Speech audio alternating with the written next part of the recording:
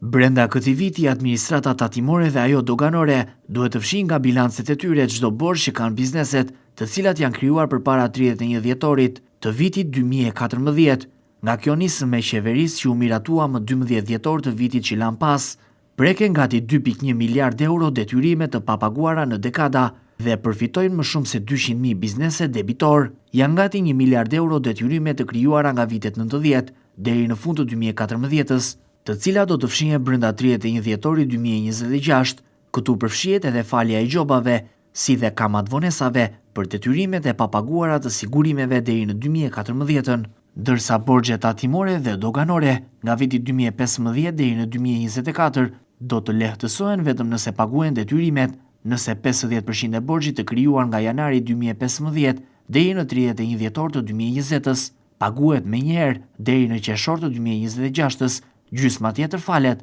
bashkë me gjobat e kamatat. Nëse pagesa bëhet me këste deri në fund të dhjetorit 2026, do të falet vetëm 25% e detyrimit. Kategoria tjetër me borxhe nga 1 janari i 2020-s e deri në fund të dhjetorit 2024 do të përfitojnë falje të gjobave dhe kamatave nëse i paguajnë të gjitha detyrimet tatimore brenda 2026-s, kurse për detyrimet për sigurimet shoqërore do të falen gjobat e kamatat e 10 vjeçarit të fundit, pra nga viti 2015 deri në 24. Nëse bizneset do të paguajnë 100% të kontributit brenda datës 31 dhjetor 2026, ky ligj i cili parashikohet të ketë një gjatësinë vetëm për 2026-ën, parashikon gjithashtu se pasi të pastrohen bilancet dhe bizneset të çlirohen nga këto detyrime, të bëjë publike përfituesit më të mëdhenj të tij. Brenda datës 31 janar 2027, organet tatimore dhe doganore do të publikojnë në faqen zyrtare të institucionit listën e plotë të 3.000 tatim paguesve që kanë përfituar nga ky ligj. Në nenin 3.ç